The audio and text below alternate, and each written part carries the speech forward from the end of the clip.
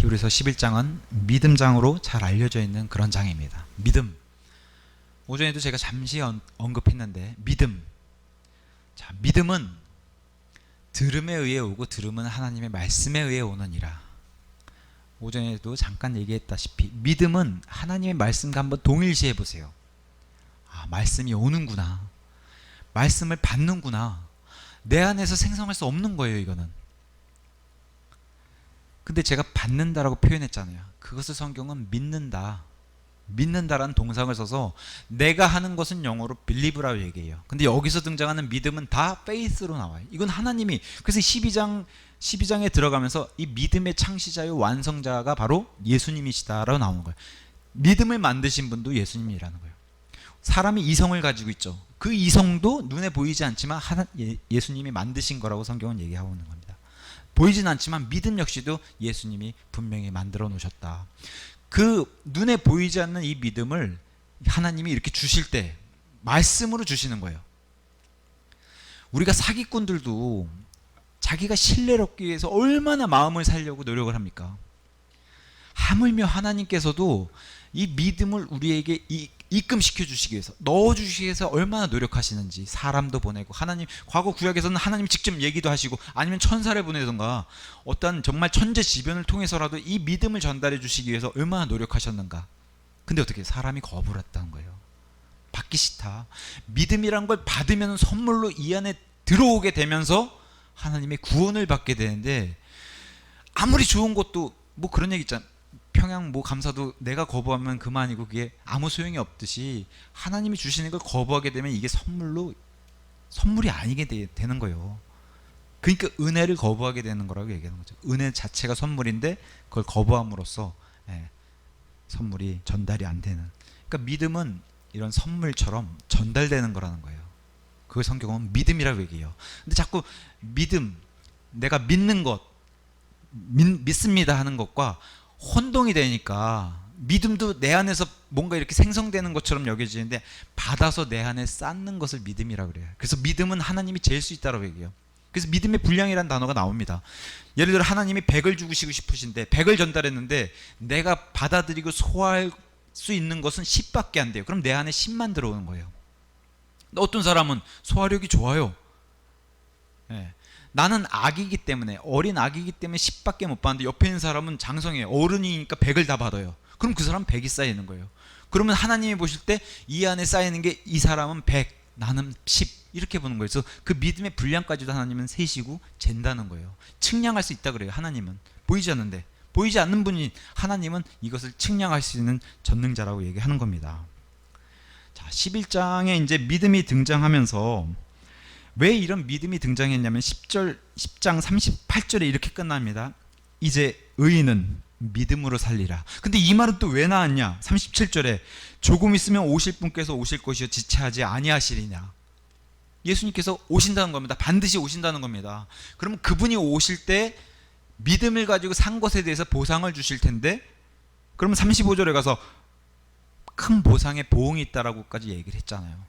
예수님이 곧 오실 텐데 이 땅에서 어떻게 살았느냐에 따른 보상, 그 보상을 주실 분이 바로 예수님이신데 그 보상, 어떻게 사느냐가 믿음으로 결정이 된다라고 성경은 얘기합니다. 그래서 믿음으로 살아서 하나님 앞에 영광이 되느냐, 아니면 믿음으로 살지 못해서 심지어 구원받은 사람도 멸망이 되느냐, 그 얘기를 하면서, 그러면 성경이 말하는 믿음의 정의, 하나님이 얼마나 믿음만 보시는지, 그것에 대해서 오늘 히브리서 11장이 믿음을 굉장히 강조해서 믿음으로 시작해서 아예 제목이 그냥 믿음으로 끝까지 나가는 게 바로, 그래서 우리가 제목 붙이는 게 그냥 이것은 믿음장이다 이렇게 얘기하는 겁니다. 믿음장. 제가 그래서 TH 붙는 영어 단어들 유심히 살펴보면은 이런 것들은 하나님께서 보존해 주셨구나. 보통 이제 우리가 뭐 번데기 발음이라고 얘기하죠. 영어 발음에 TH, 뜨라고 하는 발음들, faith, earth, 그죠? 이런 단어들, teeth, 이 입과 관련되어 있는 것들, 뭐 death, 죽음, birth, 탄생, 이런 것들 다 살펴보면 하나님이 이런 단어들은 굉장히 중요하니까 하나님을 알 수 있도록 이런 단어들을 계속해서 보존해 주시는구나. 그 중에 하나님이 가장 중요하신 중요하게 여기시는 faith라고 하는 단어에 대해서 이제 설명해 봅니다. 소재 제목도 믿음의 정의라고 돼 있죠. 1절. 한편 믿음은 바라는 것들의 실체요. 눈에 보이지 않는데 분명히 존재하는 거라는 거예요. 아까 제가 이성이란 단어 썼어요. 짐승들에겐 이성이 없다 그래요. 그래서 본능적으로 행동하는 게 바로 짐승들의 본능이고, 사람은 이성을 가지고 있는 존재라고 얘기해요. 물론 이제 세상 사람들은 사람도 이성을 가지고 있는 짐승이라고, 동물이라고 얘기하지만, 하나님은 사람을 절대 동물이나 짐승을 표현 안 했어요. 다만 구원받지 못한 사람들 가운데 하나님을 거부한 사람들을 하나님은 표현으로 짐승이란 표현을 썼죠. 왜? 짐승은 밑으로 내려가면서 소멸돼 버리는데, 사람조차도 하나님 믿지 않으면은 밑으로 내려가서 소멸되는 짐승처럼 밑으로 내려가서 지옥으로 멸망의 길을 들어가는 사람들을 짐승이라 표현했어요.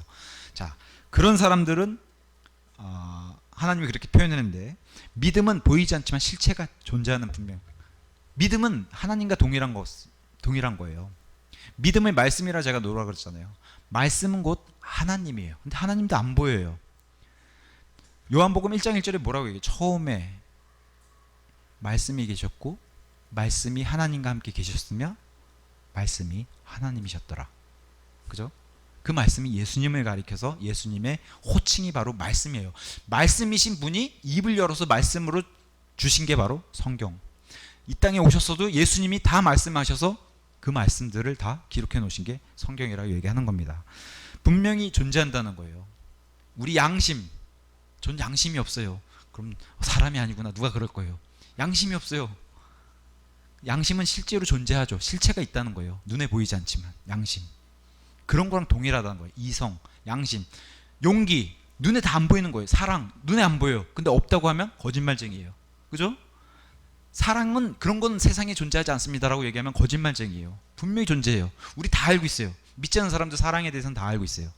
그런 것들과 동일시되는 게 바로 믿음이라는 겁니다. 그러니까 분명히 존재해요. 눈에 안 보이지만. 그게 바로 우리 안으로 들어와야지 이게 시작이 구원이다라고 얘기하는 거예요. 구원 뒤에도 계속해서 이것을 던져주셨을 때 내가 잘 받아서 안에다 잘 쌓아서 먹고 섭취하고, 이걸 믿음이라고 성경은 얘기하는 겁니다. 근데 그 믿음을 주실 수 있는 가장 큰 도구가 뭐예요? 뭐랑 같이 온다는 거예요? 말씀하고 같이 온다는 거예요. 이렇게 해서 눈에 보이지 않지만 받아, 이게 아니라 항상 믿음은 하나님께서 세상을 이처럼 사랑하셨느니라, 이런 말씀과 함께 온다는 거예요. 믿음은. 그래서 믿음은 들음에 의해 오고 들음은 하나님의 말씀에 의해 온다. 그래서 항상 믿음은 보여주는 것과 대칭에 있어요. 대척점에 있어요. 믿음은 들려주는 것이지 보여주는 게 아니다. 이게 믿음의 정의예요. 그리고 아까 오전에도 말씀드렸지만, 과거에 일어난 일을 너가 믿냐? 다 믿어요. 뭐 며칠 전에 무슨 사건이 일어났어요. 그건 뉴스에서 얘기해 주면 사람들이 다 믿어요. 그거 부인하는 사람이 어디 있어요? 그러니까 과거형을 믿음으로 갖다가 대입하는 것보다는 일어나지 않는 일에 대한 게 사실 믿음의 정의가 더 크다는 거예요. 이 말씀을 믿으면 너가 구원을 받는다. 이건 미래잖아요. 미래의 일이잖아요. 그런 것들에 대한 게 바로 믿음의 정의다. 보이지 않고 미래의 일들이 대다수 확률적으로 포함되어 있는 큰 게 바로 믿음이라고 얘기하는 거예요. 분명히 실체가 있고 보이지 않는 것들의 증거라는 거예요. 증거는 증거인데 보이지 않는다는 거예요. 자, 그렇게 시작하는 게 이제 여기서 등장하는 장로들, 과거의 믿음의 다 선진들, 이 믿음의 사람들의 얘기를 다 장로들이라고 얘기했어요. 그러니까 대다수 여긴 다 구약 성경, 구약 시대에 등장했던 사람들이기 때문에 대다수 다 유대인들, 아니면 유대인과 연관되어 있는 사람들, 이런 사람들의 얘기를 다 장로들, 말 그대로 장로는 연로한 사람들, 남자를 뜻해요. 연로한 사람들, 그 민족의 지도자라든가 아니면 자기 족속의 지도자라든가 이런 사람들을 장로라고 했어요. 믿음으로 좋은 평판, 성적표를 받았다고 얘기하는 겁니다. 평판. 그래서 믿음의 사람들은 평판이 좋아야 된다고 얘기했어요. 제가 평판이라는 거 관련해서 주제로 설교를 했을 때도 우리 주변에 있는 우리 교회 내에서도 그렇고 형제 자매를 통해서 내 평판이 어떤가, 이 평판이 바로 예수님 앞에 가서도 그 성적표를 고스란히 예수님이 꺼내신다는 거예요. 예수님 앞에서 회개보고를 할 때 내 평판이 이 땅에서 어땠는가, 특히나 교회 안에 믿는 사람들의 올바른 평가를 할 때에 두세 사람이 모여서 저 사람은 이래, 저 사람은 믿는 사람인데도 야비해, 그러면 예수님 앞에 가서 예수님이 너는 형제들로부터 야비하다는 소리를 듣던 사람이다, 이 평가를 고스란히 받는다는 거예요. 이 땅에서 비록 우리가 수가 적다 해도 하나님이 진짜 구원받은 사람이 여기에 모여 있으면 그 구원받은 사람이 두세 사람이 모이면은 그 사람들이 증인이 된다는 거예요. 그래서 두세 사람이 모인 곳에 그 한가운데 보이지 않는 예수님도 함께 하신다는 거예요.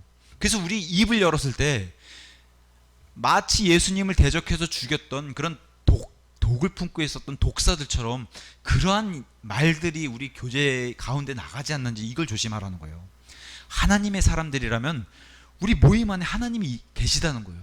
그럼 하나님, 실제로 그분이 눈앞에 계시면 우리가 어떻게 악한 말들하고 어떻게 그런 말들을 쏟아내겠냐는 거예요. 하나님이 그런 교제도 원하시지 않으시고 그런 교제 자리에는 하나님이 있기를 거부하실 텐데 어떻게 우리 모임에 그런 얘기를 꺼낼 수 있냐는 얘기죠.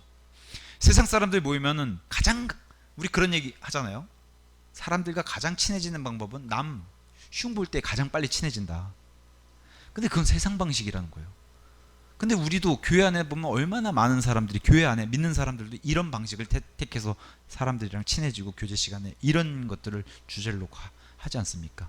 그러니까 이러면 안 된다는 거예요. 우리의 말이 사실을 전달하는 것과 남을 흉을 보는 것과는 다른 문제예요.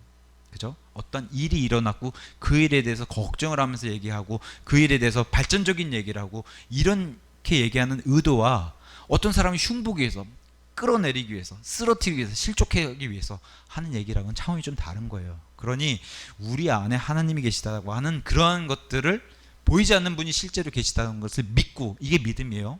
그분이 계시다고 하는 사실. 그러면서 우리의 교제도 그렇게 이루어져야 된다. 근데 장로들은 믿음 생활에 있어서 좋은 성적표를 받았다는 거예요. 근데 여기 나온 장로들 앞으로 보겠지만 저와 여러분 같은 동일하게 안 씻으면 냄새나고 밥 먹으면 화장실 가야 되는 그런 사람들이에요. 이 말인즉슨 이 사람들도 다 실수가 있다는 거예요. 근데 하나님 편에서는 믿음으로 살았던 사람들에 대한 좋은 면만 하나님이 보시려고 하는, 그걸 보여줘요. 이 땅에 있는 왕 가운데 이스라엘을 다스리는 영원한 왕은 다윗 왕이에요. 근데 이 사람은 남의 아내를 간음도 했죠. 살인도 했던 사람입니다.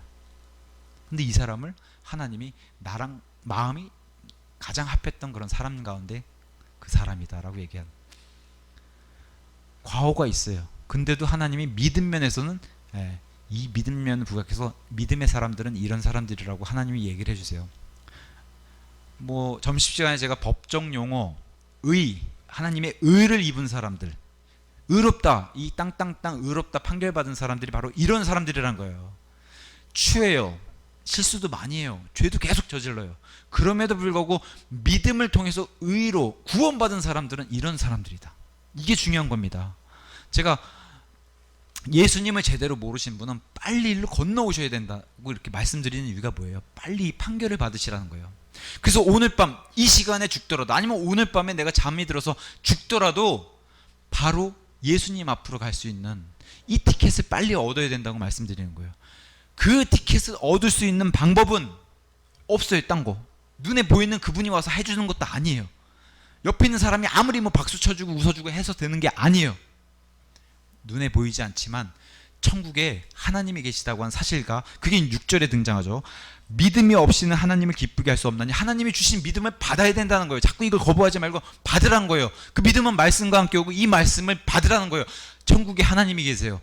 일단은 천국에 하나님이 계십니다. 맞습니까? 그리고 그분께서 보내시는 구원자, 그분의 아들 예수 그리스도를 믿어서 받아들이라는 거예요. 우리, 저와 여러분 개개인의 한 사람 한 사람 위해서 하나님 아버지께서 자신의 아들을 내어주셨어요. 내 아들까지 죽이겠다, 너희들을 위해서. 이게 너희들과 상관없는 얘기가 아니라 너와 밀접한 상관이 있는 얘기다.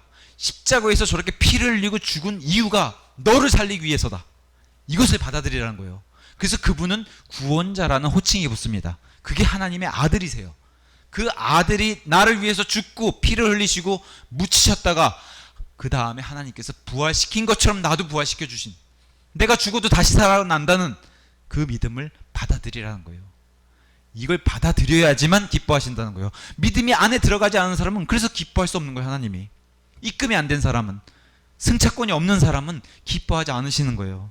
그래서 믿음이 없이는 하나님을 기쁘게 할 수 없나니 그분께 가는 자는 반드시 그분께서 계시다는 것과 천국에, 또 그분께서 부지런히 자신을 찾는 자들에게, 내가 하나님을 이렇게 찾는데 하나님이 나 몰라라 외면하지 않은 분이라는 거예요. 하나님은 자신을 찾는 사람에게 분명히 구원도 주시고 그와 플러스해서 보상해 주는 분이심을 믿어야 하느니라.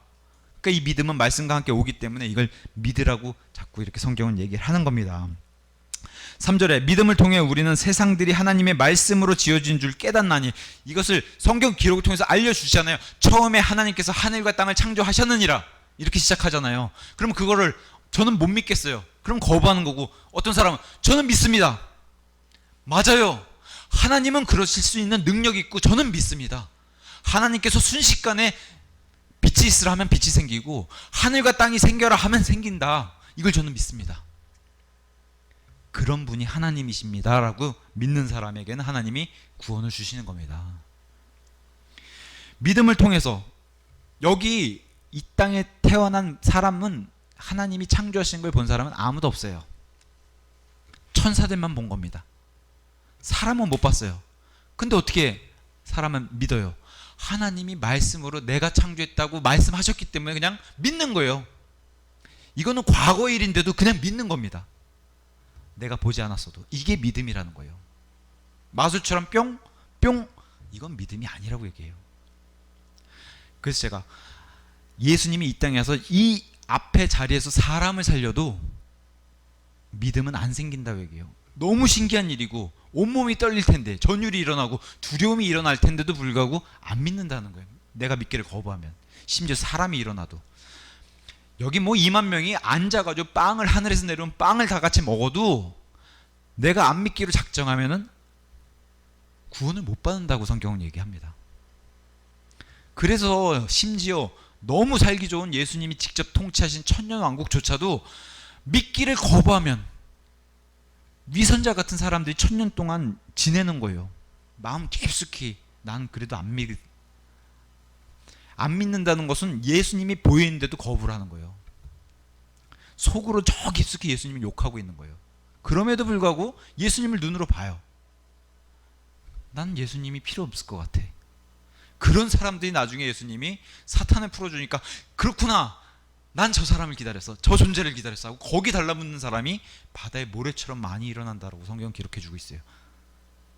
오히려 누굴 믿어요? 마귀가 주는 믿음은 믿어요. 참 희한하게도.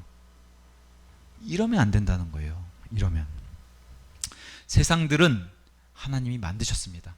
그게 곤충 세상이든 식물 세상이든 사람이든 우주든 별 볼 일 없는 것 같은 저 행성들이든 다 하나님이 만드셨어요. 맞습니까? 거기서 시작하는 거예요. 창조주가 있기 때문에 구원자가 있는 겁니다. 만드신 분이 있기 때문에 구원해 줄 수 있다는, 이게 바로 연결선이네요. 창조주와 구원자. 자, 믿음을 통해 우리는 세상들이 하나님의 말씀으로 지어진 줄 깨닫나니, 그러므로 보이는 것들은 나타나 있는 것들로 만들어지지 아니하였느니라. 이것은 무슨 얘기냐면은 우리가 눈으로 볼 수 있는, 뭐 봄이 되면 벚꽃이 있고요, 계곡에 물이 흐르고요, 산들이 있고 푸른 하늘이 있고, 이 모든 게 만들어지고 하나님이 만드신 건데 보이지 아니한 존재가 만들었다는 거예요. 우리 눈에 보이는 것들을. 그 얘기입니다. 우리 눈에 보이는 이 창조 세상 모든 동식물과 곤충과 이 모든 것들은 눈에 안 보이시는 하나님이 다 만드셨다는 거예요. 근데 이분은 천국에 계시다는 겁니다. 모세의 기록을 통해서 보면은 우리같이 이렇게, 오늘 김봉호 장님도 간증해 주셨지만 우리같이 이렇게 죄인의 몸으로 탄생돼서 아예 그냥 엄마 뱃속에 있을 때부터 죄인으로 태어난 사람들은 하나님이란 존재가 우리 눈앞에 나타나면 죽어버려요. 영과 육과 혼이 분리가 돼버려요. 그게 하나님으로 거룩한 존재를 죄의 몸이 봤을 땐 그래요. 그래서 모세도 하나님이 너가 나를 보면 죽는다, 아무리 구원받은 사람이지만 여전히 그 더러운 죄의 육신에 가지고 있기 때문에 내가 나타나면 죽는다. 성경이 말한 죽음은 분리예요. 분리. 이 몸과 안에 있는 영혼이 분리되는 게 죽음이에요. 그죠? 우리가 죽으면 목숨이 다해서 목숨이 끊어지잖아, 그렇게 표현하잖아요. 실제로 성경 기록은 사람이 죽으면 우리의 영, 이 숨이 사람을 떠난다고 얘기해요. 그리고 혼도 떠난다고 얘기해요. 그러니까 하나님을 보면 이게 다 분리가 되는 거예요. 더러운 곳은 볼 수가 없으니까 하나님 편에선 더러운 존재는 지옥으로 가든가 아니면 하나님 편으로 끌어올리던가. 그러니까 모세조차도 눈을 가리시고 뒷모습만 보여주시는 그런 은혜를 주시는 겁니다. 이 모든 창조물이 하나님이 만드신 거라는 거예요.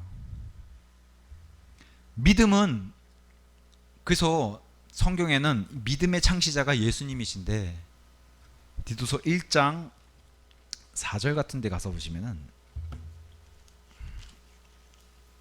바울이 디도에게 편지를 쓰면서 너와 나는 동일한 믿음을 가지고 있는데 이 믿음은 공통의 믿음이라고 얘기하면서 1장 4절에 이렇게 얘기합니다. 바울은 공통의 믿음을 따라 나의 아들이 된 디도에게 편지하노니 하나님 아버지와 우리 구원자 주 예수 그리스도로부터 은혜와 긍휼과 화평이 있기를 원하노라. 바울이 가지고 있던 믿음, 디도가 가지고 있던 그 아들의 디도의 믿음 똑같다는 거예요. 뭐예요? 예수님으로부터 이끌받은 믿음이기 때문에. 다른 믿음이 아니라고 얘기해요. 그러니까 이 믿음은 구원받을 때 그 믿음 똑같은 게 들어와 있다는 거예요. 이 땅에 예수님으로부터 구원받은 사람들은 동일한 믿음들을 다 이끌받아야 된다는 거예요. 그 성경은 예수님으로부터 받은 믿음이라고 얘기해요. 그래서 갈라디아서 2장 2절에 2장 20절에 이런 말씀을 주신 거예요. 내가 그리스도와 함께 십자가에 못 박혀 있으나, 이건 육신 얘기예요. 구원받은 날부터 십자가에 못 박히는 겁니다. 그럼에도 불구하고 사노라. 그러나 내가 아니요 그리스도께서 내 안에 사시느니라. 그래서 구원받은 사람은 예수님이 이 안에 계신 거예요. 맞습니까? 예수님이 이 안에 계셔야 하는 거예요. 안 계시면 그 사람은 구원받은 사람이 아니에요. 나는 지금 내가 육체 안에서 사는 삶을 나를 사랑하사 나를 위해 자신을 주신 하나님의 아들의 믿음으로 사노라. 다른 성경에는 하나님의 아들을 믿는 믿음으로 돼 있어요. 전치사 오브가 쓰였는데 전치사 오브는 뭐뭐에 소유격도 되지만 뭐뭐를 목적격도 돼요. 그래서 번역자가 이것을 잘 보고 판단을 해야 되는데 문맥상 믿음을 만드신 분의 그 믿음을 이끌받았다고 한 뜻이에요. 하나님의 아들의 믿음은. 믿음을 만드신 분이 우리 안에 넣어주신 그 믿음. 근데 이 믿음은 다른 사람이 함부로 이름 붙일 수 있는 믿음이 아니에요. 바울이 바로 디도에게 말했던 그 공통된 믿음이 바로 하나님의 아들의 믿음을 얘기하는 거예요. 정확하게 얘기하는 하나님의 아들의 믿음. 그분이 만드시고 그분이 하나님 아버지를 향해서 보여주셨던 그 믿음, 그리고 우리에게 입금해 주셔야 되는 그 믿음을 얘기하는 거예요. 예수 그리스도의 이름이 붙어야 되는 그 믿음. 상표권 같은 걸로 생각하면 돼요. 이 믿음은 예수님의 믿음입니다. 이걸 다 우리 안에 넣어주셔야 되는데 그 믿음을 얘기하는 겁니다. 이해하세요? 이해가 좀 되세요? 믿음이란 것은 우리 안에서 생기는 게 아니라 밖에서부터 외부에서 오는 거라는 거예요. 이거 얘기를 계속하는 거예요. 히브리서 11장에 믿음으로 하는 이 믿음이 다 예수님이 주셔야 되는 믿음이라는 거예요. 근데 구약에서는 예수님인 줄 몰랐잖아요. 아벨도 몰랐고 아담서부터 몰랐잖아요. 예수님이 등장 안 했으니까. 그땐 예수님이 자신을 숨기고서 그냥 하나님이란 존재로 알려주셨어요.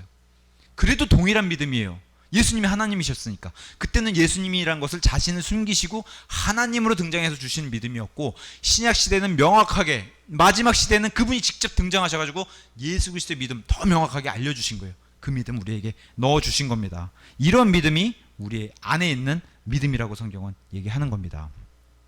그러면서 처음에 등장하는 인물이 바로 아벨입니다. 믿음으로, 민물들 소개할 때마다 계속해서 믿음으로 시작해요. 믿음으로. 믿음은 철저하게, 회개와 믿음은 같이 간다고 계속 얘기했어요. 어떤 사람들은 이 믿음으로 얘기하니까 교회 시대가 아니라 이 구약 시대, 특히나 이스라엘 전에, 아벨은 아담의 둘째 아들이죠. 처음 난 가인과 아벨 둘째 아들이에요. 그러니까 아들들 낳은 처음의 아들들 중에 하나인데, 이러다 보니까 이때는 행위로 구원받고, 아니면 믿음만 있어서는 안 되고 믿음 플러스 행위여야 되고, 실제로 이렇게 주장하는 사람도 있어요.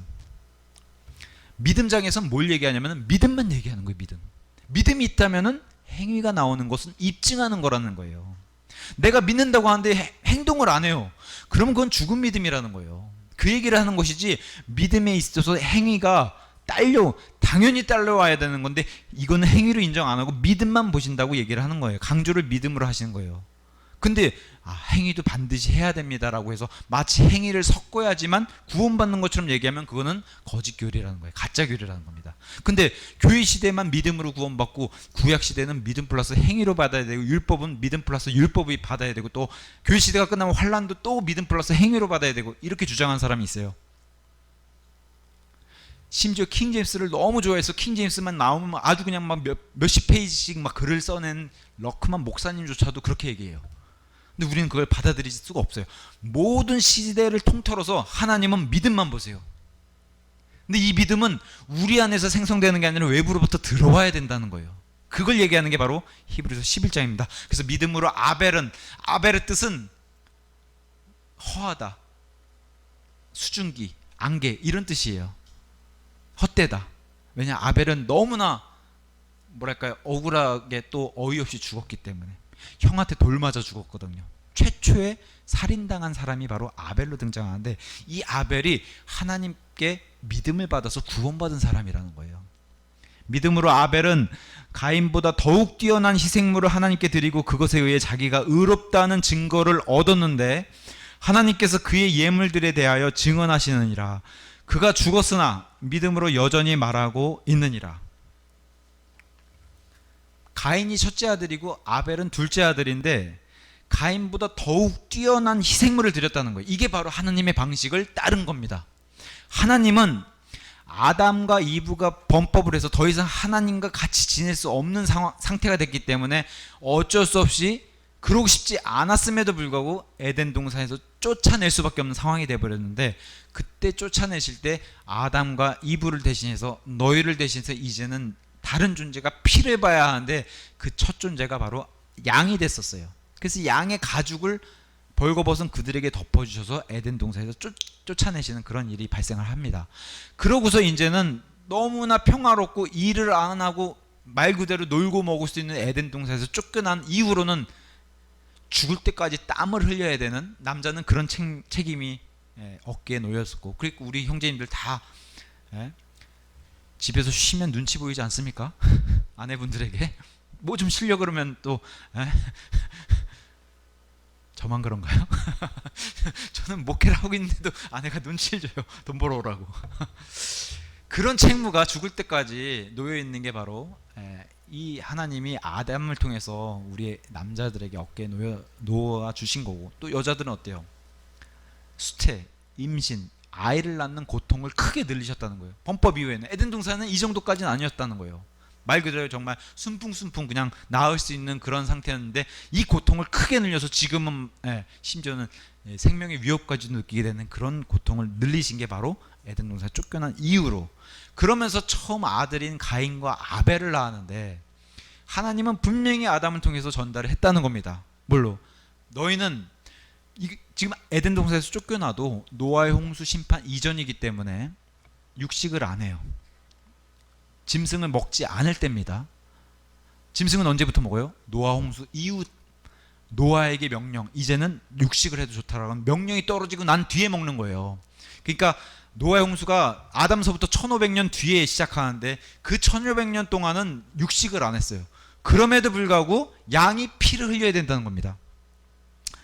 그래서 히브리서는 창세기의 그 내용들을 주석으로 자세하게 설명해 줬어요. 여기 보면 가인보다 더욱 뛰어난 희생물을 드렸다는 겁니다. 창세기 가서 보시면 헌물로 되어 있는데, 그것을 설명해서 그 헌물은 희생물이다. 희생물이라는 뜻 자체가 뭐예요? 피를 흘려야 된다는 거예요. 고기를 안 먹어요. 고기를 먹는 시대도 아니에요. 고기를 안 먹는데도 짐승을 잡아서 피를 흘리고 그것을 제단 위에 바쳐서 예배를 드리라는 게 바로 하나님의 방식인데, 그것을 정확하게 따른 사람이 바로 아벨이라는 거예요. 하나님이 그렇게 명령하셨으면 그걸 믿고, 거기서 한치의 흐트러짐 없이 저는 그대로 지키겠습니다, 양을 잡아서 지키겠습니다. 그래서 아벨은 처음 인간 중에 첫 목자가 되기도 해요. 목자, 양을 치는 목자. 고기를 안 먹는데도 양을 키웠어요. 왜? 하나님께 예배드리기 위해서. 그게 바로 아벨이었고, 그러니까 우리가 드린 예배가 하나님이 원하시는 방식대로 드려야 되는 게 그게 예배예요. 그래야지 하나님이 받으시는 거예요. 가인은요, 자기도 정성스럽게 준비했어요. 과일도 준비하고 곡식도 준비하고.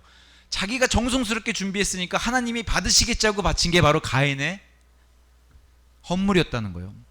피를 안 보고 가인은 아무리 과일을 빛나도록 닦아서 그걸 바쳐도 안 받으셨다는 거예요. 왜? 하나님이 원하는 방식이 아니었거든요.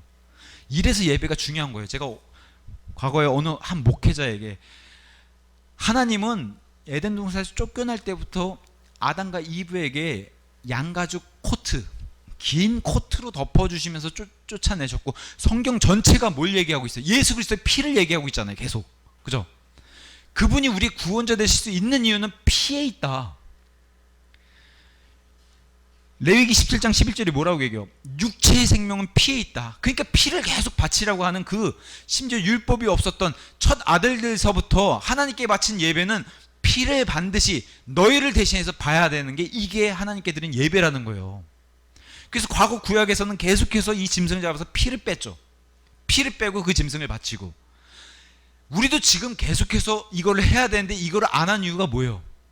예수님이 흘리신 피가 단 한 번 영원 무토로 이걸 치워버렸잖아요.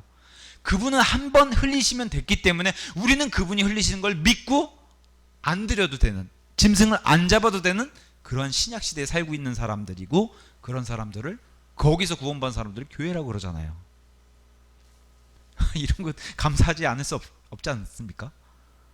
그죠? 짐승을 안 잡아도 되는 그런 시대에 가인은 자기가 드리고 싶은 예배를 드렸다는 거예요. 근데도 안 하나님이 안 받으시니까 어떻게 해요? 얼굴색이 변해서.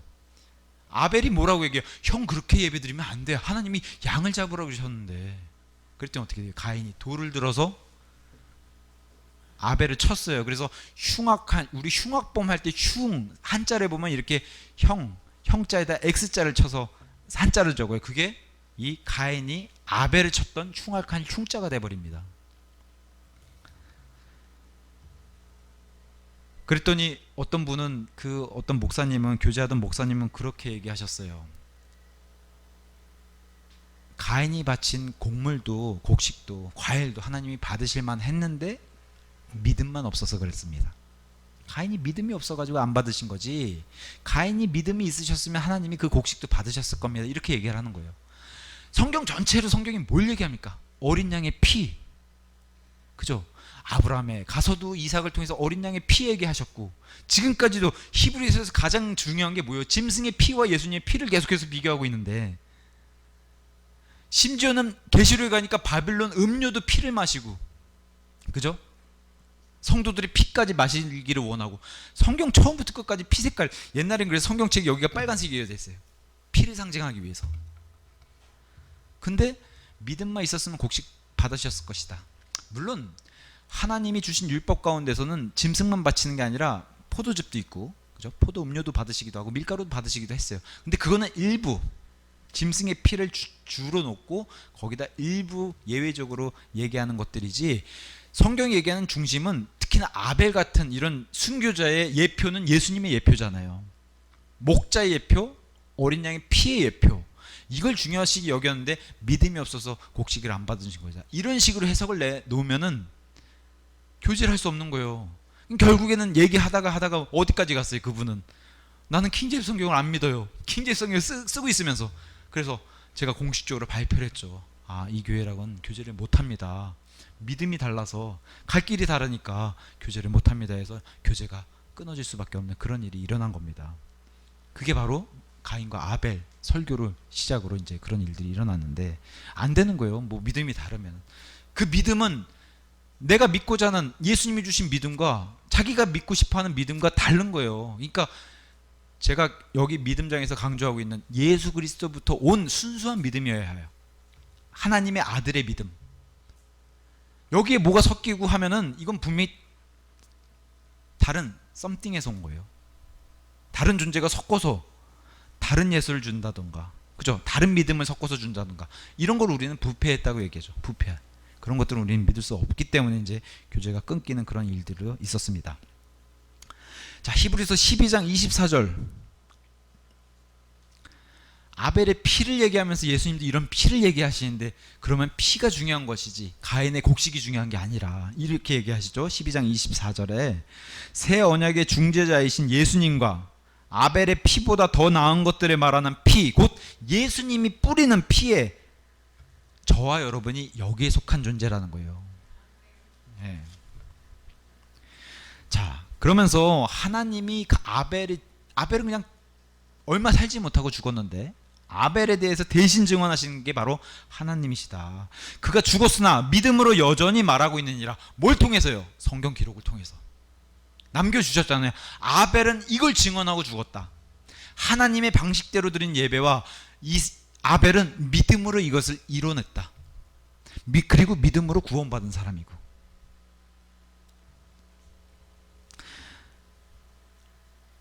이게 이제 아벨의 얘기고, 그래서 이것은 나중에 십자가 위에서 흘리는 어린 양의 피와 연결되어 있는 그 예표가 되는 게 바로 아벨이 자기 형으로부터 당하는. 그래서 예수님도 자기 형제들인 자기 동족인 이스라엘로부터 죽임당하는 그 예표가 되는 거예요. 아벨이.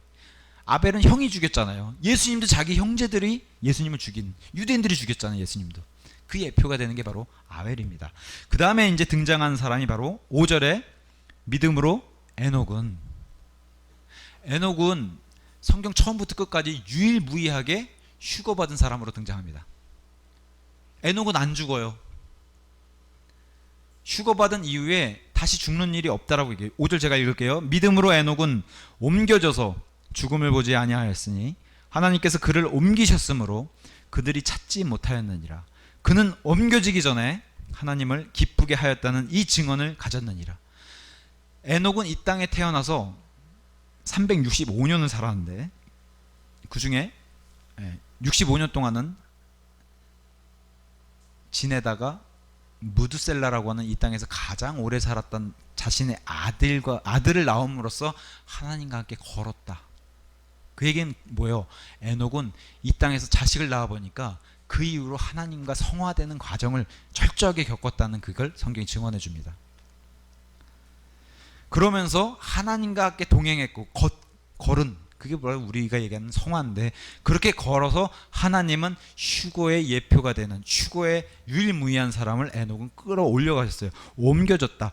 영어로는 트랜스레이트로 돼 있어요. 우리 흔히 번역하다, 요새 단어로는 번역하라는 단어 쓸 때 이 트랜스레이터라고 하는 단어를 써요. 그러니까 트랜스레이트를 하면은 무슨 뭐 한국말에서 영어로 번역하다, 이거 이렇게 옮겨 적는 거를 뜻하는 단어를 요새는 우리는 쓰는데, 아예 변화가 됐다는 뜻이에요. 여러 가지 면에서 흔히 휴거가 되려면은 이런 육신으로는 안 돼요. 어떤 육신이어야 돼요? 영적인 몸, 아예 죄가 없는 그런 몸으로. 이게 순서가 뒤바뀌어야 돼. 지금은 영을 둘러싸이는 혼을 둘러싸이는 육, 이런 구조로 되어 있는데, 이게 아예 다 뒤집어 바뀌어야 돼요. 맨 바깥이 영이 돼야 되고 그 안에 혼, 그리고 제일 안쪽에 육이 돼야 돼서 언제든지 벽을 뚫을 수 있는, 벽을 드나들 수 있는 이런 흔히 얘기하는 영적인 몸이 돼야 돼요. 그런 상태로 끌어올리셨다는 거예요. 그래서 여기 보면 옮겨졌다는 단어가 변화시켰다는 소리예요. 땅에서 사는 사람을 하늘에서 존재할 수 있는 존재로 변화시켜서 옮기셨다는 거예요.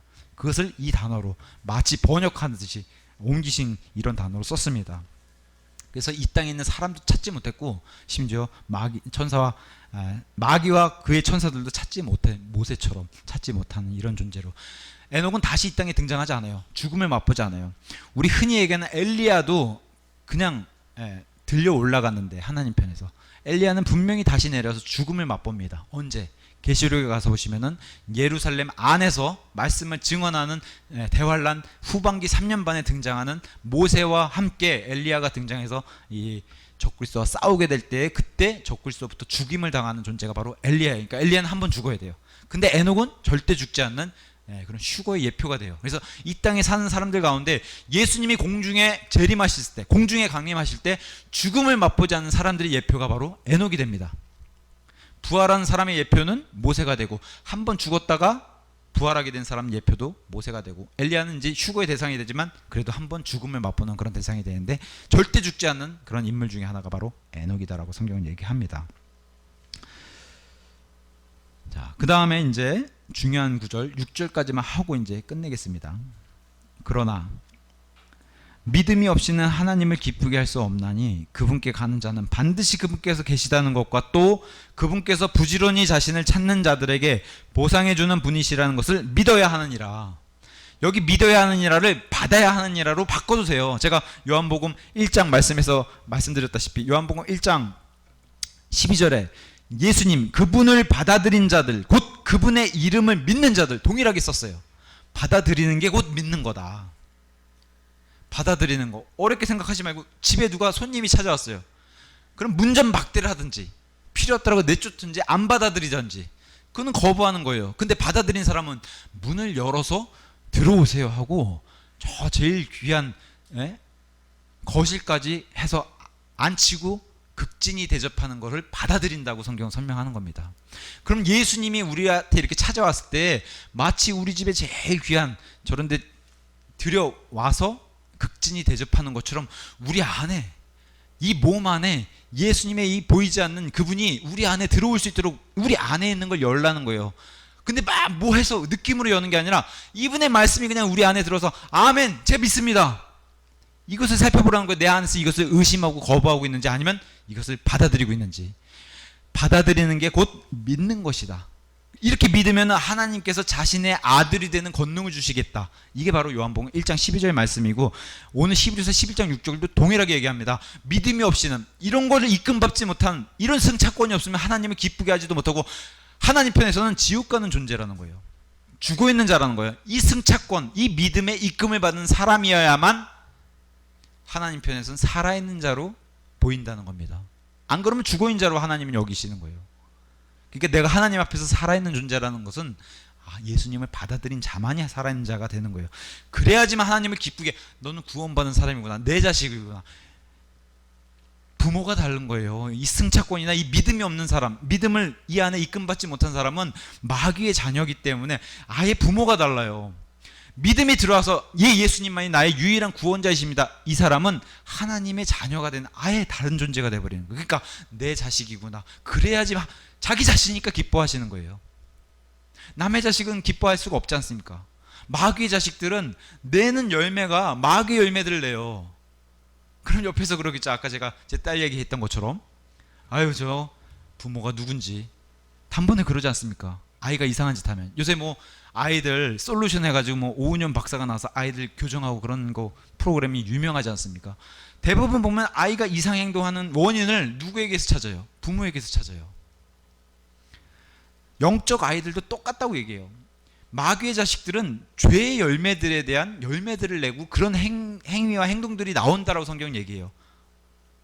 그렇게 할 수밖에 없는 존재라고 성경은 얘기해요. 근데 하나님의 자녀들은 하나님의 형상과 하나님의 일들을 하게 된다고 얘기를 하는 겁니다. 아예 존재가 다른 존재. 그러니까 가는 곳이 다른 거예요. 당연히 마귀의 자식들은 지옥에 가게 되고 하나님의 자녀들은 천국에 가게 되는 거예요. 아예 가는 곳도 달라지고, 믿음이 있다고 하면 이 안에 하나님이 알아보시는 증표, 승차권이 있다는 거예요. 천국 열차 승차권이 있다는 거예요.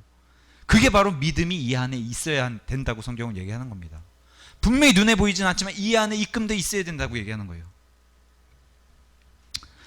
그분께 가는 자는 반드시 그분께서 계시다는 것과, 그러니까 내가 구원을 받고 싶다, 그럼 하나님을 부지런히 찾으라는 거예요.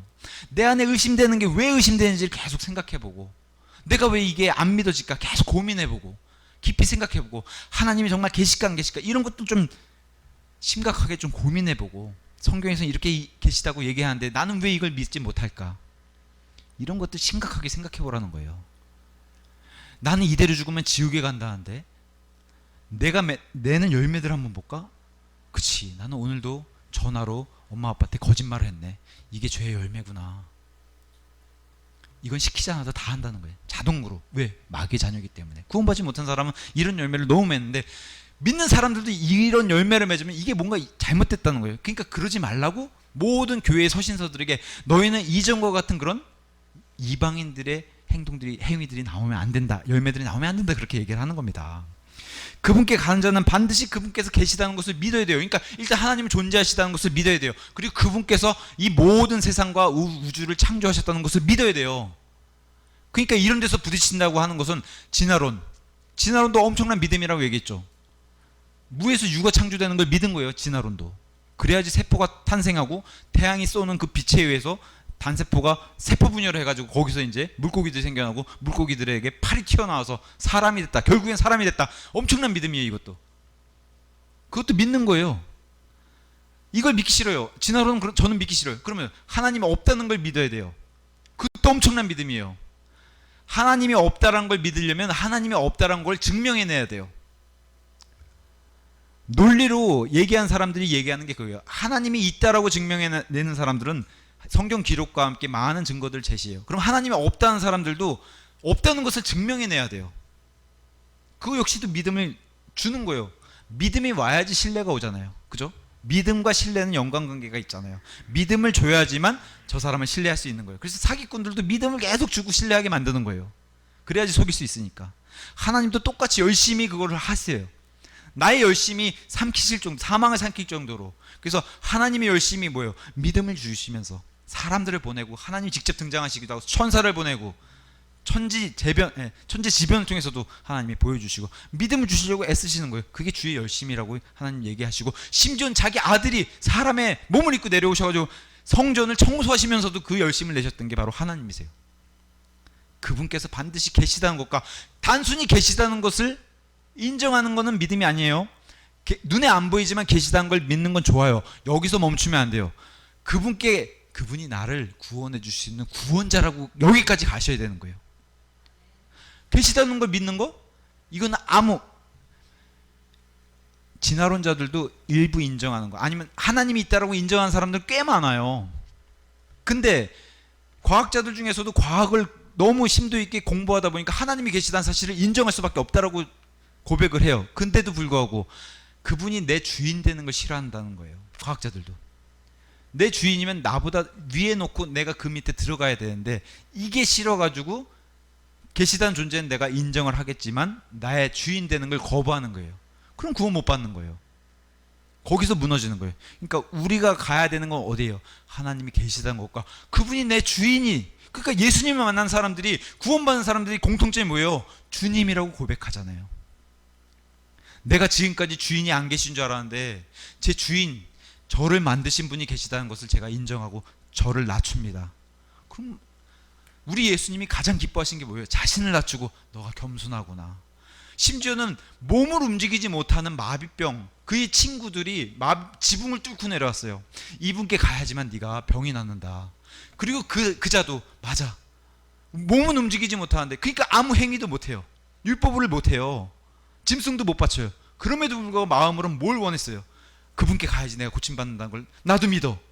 그 5명의 믿음을 예수님이 보시고, 이 사람들이 끌고 왔던 그 마음도 다 보시고 뭐라고 얘기해요? 마비병을 고치러 하는데 구원받았다. 죄들이 용서를 받고 가요. 죄들이 용서뿐만 아니라 마비병까지 고치고 가요. 그게 뭐예요? 마비병 고치는 게 중요한 게 아니라 그걸 고치러 왔는데, 이 사람들이 믿는 건 저분은 이걸 낫게 해줄 수 있는 분이다. 그걸 믿었잖아요. 그 믿음, 예수님이 주셨던 메시아는 이런 걸 다 할 수 있다라는 그 믿음을 받아서 저분께 반드시 가야 된다는 거를 친구들도 믿었고 당사자도 믿었어요. 그래서 왔더니만 너가 나를 메시아로 받아들이는구나. 너는 마비병만 고침받는 게 아니라 구원도 받고 간다. 엄청난 일이에요. 죄들이 용서를 받고 갔다는 게. 옆에 있는 바리새인들이 막 울그락불그락 하죠. 아니 어떻게 사람이 죄들을 용서할 수 있냐, 이건 하나님밖에 못하는데. 그러니까 뭐예요? 하나님이시라는 거예요. 예수님이. 맞습니까? 그런 분이시라는 거예요. 그런 분이 지금 얘기하시는 거예요. 하늘에 반드시 그런 존재가 계시고 그분은 부지런히 찾아라. 외면하지 않으신다. 그분께 가는 자는 반드시 그분이 존재하시는 걸 믿고 그분이 나의 유일한 구원자가 되신다고 하는 사실을 믿을지어다. 이건 명령이에요. 명령. 믿을지어다. 그럼 그분이 가장 큰 보상, 구원부터 시작해서 가장 큰 보상들을 쌓아두고 계시다는 거예요. 선물들을 쌓아두고 계시다는 거예요. 구원은 시작이고 많은 선물들을 쌓아두고 계시다는 게 바로 히브리서 11장 6절 말씀으로 믿음장에 이것을 시작하고 갑니다. 아벨 얘기하다가 갑자기 아벨과 에녹 얘기하다가 갑자기 이걸 얘기하면서, 그러면서 믿음과 뭐가 여기서 딱 끝냐면은, 노아 이전에, 노아부터는 지금 홍수 시대잖아요. 거기서 끝나는 거예요. 한번 끊었어요. 쉬고 가요. 믿음에 대해서 정의를 다시 한번 단단히 내려와서 노아가 홍수에서 어떻게 구원받았냐, 그 얘기를 이제 다음 시간에 할 겁니다. 오늘은 아벨, 에녹, 그리고 제가 다시 한번 6절 말씀을 읽으면서 마칠게요. 그러나 믿음이 없이는 하나님을 기쁘게 할 수 없나니 그분께 가는 자는 반드시 그분께서 계시다는 것과 또 그분께서 부지런히 자신을 찾는 자들에게 보상해 주는 분이시라는 것을 믿어야 하느니라. 아멘. 네, 기도하겠습니다.